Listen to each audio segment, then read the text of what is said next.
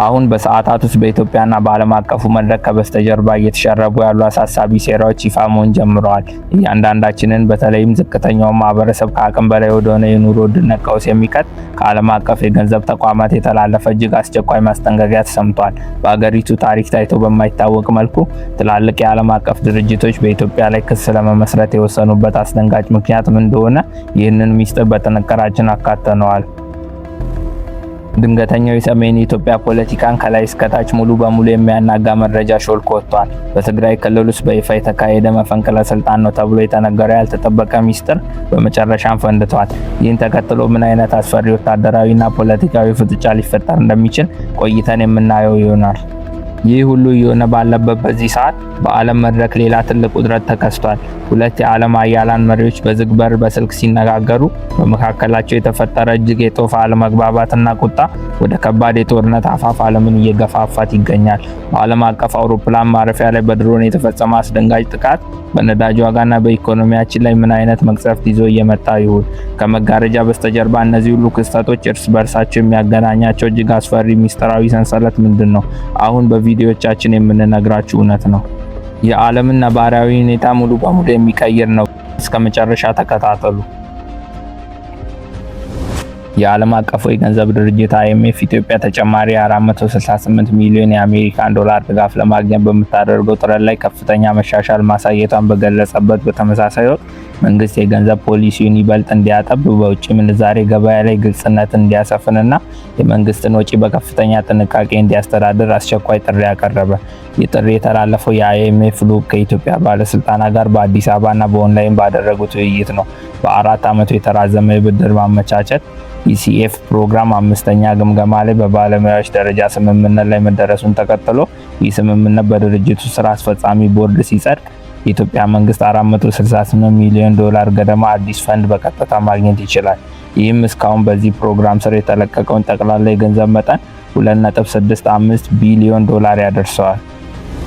የIMF የልዑክ ቡድን መሪ አልቫሮ ፒሪስ እንደገለጹት ኢትዮጵያ በአገር በቀል የኢኮኖሚ ማሻሻያ አጀንዳዋ ላይ ጥሩ መሻሻል እያሳየች ቢሆንም በመካከለኛው ምስራቅ የተቀሰቀሰው ጦርነት በአገሪቱ ኢኮኖሚ ላይ ትልቅ ውጫዊ ተጽዕኖ ፈጥሯል። የIMF የልዑክ ቡድን መሪ አልቫሮ ፒሪስ እንደገለጹት ኢትዮጵያ በአገር በቀል የኢኮኖሚ ማሻሻያ አጀንዳዋ ላይ ጥሩ መሻሻል እያሳየች ቢሆንም በመካከለኛው ምስራቅ የተቀሰቀሰው ጦርነት ግን በአገሪቱ ኢኮኖሚ ላይ ትልቅ ውጫዊ ተጽዕኖ ፈጥሯል። በመካከለኛው ምስራቅ ያለው ጦርነት ንግድን በማስተጓጎል ጊዜያዊ የነዳጅ እጥረትን አስከትሏል። እንዲሁም ወደ ሀገር ውስጥ በሚገቡ የነዳጅና ማዳበሪያ ዋጋ ላይ ከፍተኛ ጭማሪ አምጥቷል ሲሉ አልቫሮ ገልጸዋል። ኢትዮጵያ በቅርቡ በስትሬት ሆርሙዝ አካባቢ ያለውን ቀውስ በዓለም አቀፍ የነዳጅና ማዳበሪያ ገበያ ላይ ጫና እየፈጠረ መሆኑንና ይህም እንደሷ ባሉ አስመጪ ሀገራት የምግብ ዋስትናና የኢኮኖሚ መረጋጋት ላይ አደጋ እንዳለው ገልጻ ነበር። ይሁን እንጂ IMF እስከ 2026 መጀመሪያ ድረስ ባለው መረጃ የኢትዮጵያ የውጭ ንግድ፣ የውጭ ምንዛሬ ክምችትና የመንግስት ገቢ ማሻሻል ማሳየታቸውን ጠቁሟል። ድርጅቱ የኢትዮጵያ ኢኮኖሚ በ2025-26 በ9.3% ያድጋል ብሎ የገመተ ሲሆን የዋጋ ግሽበት ካለፈው ዓመት 26.6% ወደ 11.9% ይወርዳል ብሎ ይጠብቃል። ነገር ግን አሁንም አንድ ትልቅ ጥያቄ ምልክት የሆኑ ስጋቶች አሉ። ከነዚህም መካከል የኢትዮጵያ ኢንቨስትመንት ሆልዲንግ የፋይናንስ መግለጫዎችን ባለማውጣቱ የተፈጠረው መዘግየት፣ የፌዴራል መንግስት የ2025-26 በጀት ቀደም ሲል ከተስማሙበት መለኪያዎች ውጪ መሆኑና ማስተካከያ እንዲደረግበት መታዘዙ፣ ይህም በIMF የሚመራና የመንግስትን ገቢ ለማሳደግ ታስቦ ወደ ሀገር ውስጥ በሚገቡ የኢንቨስትመንት ግብዓቶች ላይ የተጣሉ የቀረጥ ነፃ መብቶችን የማንሳት እርምጃ በዝቅተኛ ገቢ በሚኖሩ ዜጎች ላይ ግን ከባድ የኑሮ ውድነት ጫና ፈጥረዋል። የመንግስት ሰራተኞችና በቋሚ ደሞዝ የሚተዳደሩ ዜጎች አሁን ያለው ሁኔታ ከአቅም በላይ የሆነ መምጣቱን ይገልጻሉ። ከሁሉ በላይ አሳሳቢና የኢትዮጵያን ቀጣይ ዕጣ ፈንታ ወዳልታወቀ አቅጣጫ ሊወስድ የሚችለው ጉዳይ አገሪቱ ያለባትን የዕዳ ጫና ለማቃለል የምታደርገው የድርድር ሂደት ነው። በቅርብ ሳምንታት ውስጥ ከዓለም አቀፉ የቦንድ አበዳሪዎች ጋር የተደረገው ድርድር ያለመስማማት የተዘጋ ሲሆን አበዳሪዎቹ የመንግስትን አዲስ የክፍያ ማሻሻያ ሀሳብ ውድቅ በማድረግ በኢትዮጵያ ላይ የህግ ክስ ለመመስረት እየዛቱ ይገኛሉ። የIMF የገንዘብ ድርጅት የኢትዮጵያን ኢኮኖሚ ስብራት ይጠግናል ወይስ በጥብቅ የፖሊሲ መመሪያዎች በህዝቡ የኑሮ ውድነትና በሀገሪቱ የብድር ዕጣ ፈንታ ላይ አዲስ ቀውስ ይፈጥራል የሚለው ጉዳይ የብዙዎችን ትኩረት ስቧል። ውድ ተመልካቾቻችን ከሰሞኑን ከዓለም አቀፉ የገንዘብ ድርጅት IMF እየመጣ ያለው ከባድ ጫና በእያንዳንዳችን የኑሮ ሁኔታ ላይ ምን አይነት አስፈሪ መርዶ ይዞ እየመጣ እንደሆነ ያጠናቀርነው እጅግ ወሳኝ የጥልቅ ዳሰሳ ቪዲዮ በቅርብ ሰዓታት ውስጥ ስለሚለቀቅ ይህ መረጃ ቀድሞ እንዲደርሱ አሁኑኑ ሰብስክራይብ በማድረግ የደውል ምልክቱን ይጫኑ። የቀድሞ የትግራይ ክልል ጊዜያዊ አስተዳደር ፕሬዝዳንት አቶ ጌታቸው ረዳ ከስልጣን መነሳታቸውን በተመለከተ ለመጀመሪያ ጊዜ በግልጽ ተናግረዋል። አቶ ጌታቸው ለቲአርቲ በሰጡት ቃለ ምልልስ ከስልጣን በመነሳታቸው የተለየ ቁጣ ወይም ቅሬታ እንደሌላቸው ገልጸው ነገር ግን በአሁኑ ወቅት በትግራይ ያለው የህወሓት አመራር ወደ ስልጣን የመጣበት መንገድ ህገወጥ መሆኑን ገልጸዋል። አቶ ጌታቸው ረዳ በሰጡት መግለጫ በስልጣን ዘመናቸው በትግራይ ፖለቲካ ውስጥ የተወሰነ ጤናማ አካሄድ ለማስገባት ጥረት ማድረጋቸውን አስታውሰዋል። ሆኖም ይህ ጥረት ሙሉ በሙሉ ባይሆንም በከፊል መክሸፉን አልሸሸጉም። ከስልጣን የምነሳበት ጊዜ ደርሶ ነበር፣ ምክንያቱም የስልጣን ዘመኑ የ2 ዓመት ሲሆን ያም ጊዜ አብቅቷል ያሉት አቶ ጌታቸው ከእሳቸው ስልጣን የተረከበው አካል ግን ወደ አመራርነት የመጣው በህጋዊ መንገድ ሳይሆን መፈንቅለ ስልጣን በማካሄድ መሆኑን በግልጽ ተችተዋል። አክለውም አሁን በትግራይ ያለው ይህ አካል ህጋዊ ባለመሆኑ ለነጻና ፍትሃዊ ምርጫ የሚያስፈልገውን አስተማማኝ ጸጥታ ማረጋገጥ እንደማይችል አስገንዝበዋል። አቶ ጌታቸው ረዳ እንደሚሉት በሚሊዮኖች የሚቆጠሩ ሰዎች የገዢውን ፓርቲ ፖሊሲዎች ቢቃወሙ እንኳን በሀገሪቱ እየተስፋፋ የመጣውን የሁከት ድርጊት በከፍተኛ ሁኔታ ይጸየፋሉ።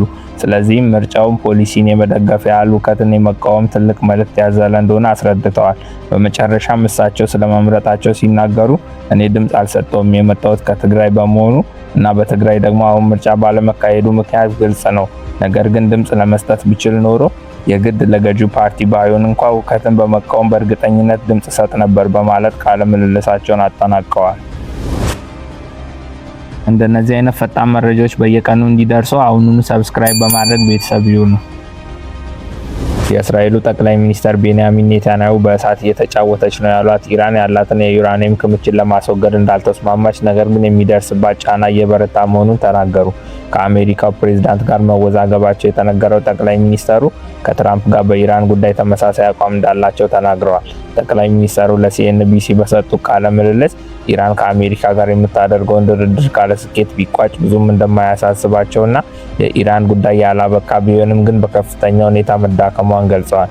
ከኢራን ጋር ዳግም ወደ ሙሉ ጦርነት የመግባቱ ጉዳይ በፕሬዝዳንት ትራምፕ የሚወሰን መሆኑንና የአሜሪካና የእስራኤል ኃይሎች ዝግጁ ናቸው።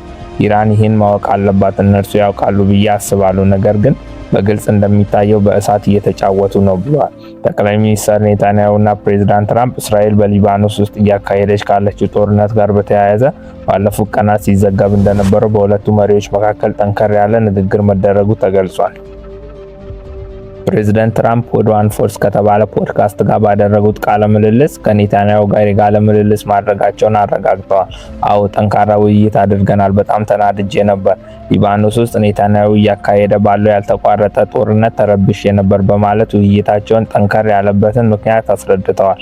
የኔታንያሁ ጽህፈት ቤት ከፕሬዝዳንት ትራምፕ ጋር ስለተደረገው የስልክ ምልልስ በይፋ ከመናገር ቢቆጠብም ጠቅላይ ሚኒስትሩ ግን እንደ ጥሩ ቤተሰብ አንዳንድ ጊዜ ስልታዊ ልዩነቶች አሉን በማለት ጉዳዩን በማጣጣል የጋራ ዘላቂ ዓላማ እንዳላቸው አመላክተዋል። ኔታንያሁም ጨምረው ከኢራን ጋር በተያያዙ ጉዳዮች ጋር ከፕሬዝዳንት ትራምፕ ጋር ዘወትር ስምምነት እንዳላቸው ተናግረዋል። እንደነዚህ አይነት ፈጣን መረጃዎች በየቀኑ እንዲደርሱ አሁኑኑ ሰብስክራይብ በማድረግ ቤተሰብ ይሁኑ።